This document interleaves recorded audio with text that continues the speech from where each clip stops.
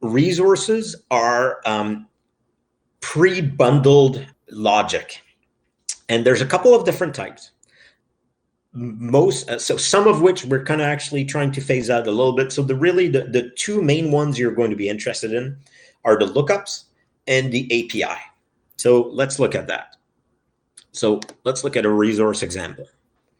If you've used LimaCharlie, you probably know there's a way that you can create resources within LimaCharlie, sometimes referred to as add-ons. You can create them. They can be public or private. And in the case of a lookup add-on, what that is you're taking a threat feed. Sometimes it's like new line separated. It could be JSON, it could be YAML, it could be an OTX pulse, and you import it within LimaCharlie, and you give it a name. In this example, here's what we're doing. So we're saying do a lookup. So the lookup operator says take a value from the event, look it up against a list, and the path is a domain name. So pick up a domain name from a DNS request. And the resource that we want to look it up against is this.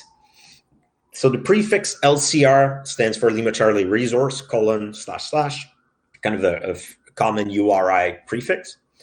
So the bit that's interesting is this.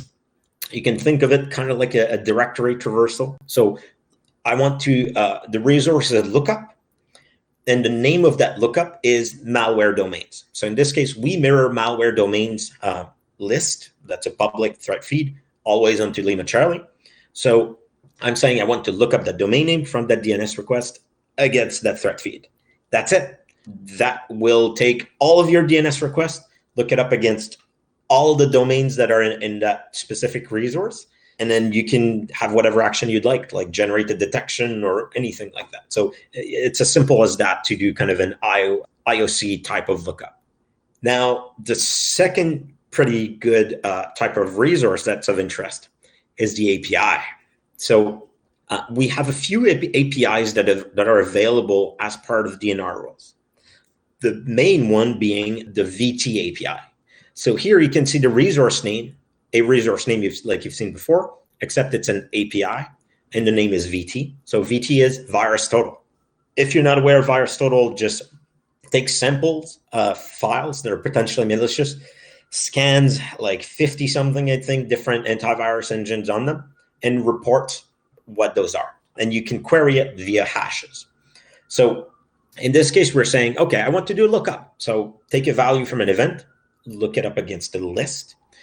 So I want to take code identity. So those are mostly unique hashes. I want to take the hash and I want to look it up. But the resource right now is not a lookup. That's like a static list, but it's an API, the VirusTotal API.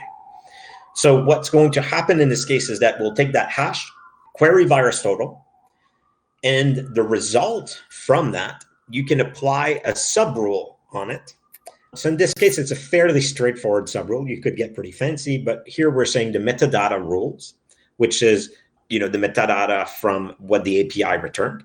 All I'm saying is take the length of the value that was returned by the API, which is a list of antivirus engines that claim that the hash is malicious. And I'm saying if that length of that list is greater than 2, then I want this to match. So the net effect of this rule is take all unique hashes, look them up against VT. If more than 2 antivirus engines say that this is bad, then I want to match. And so the action part of your rule could be to generate a detect, report it, or do any of that stuff.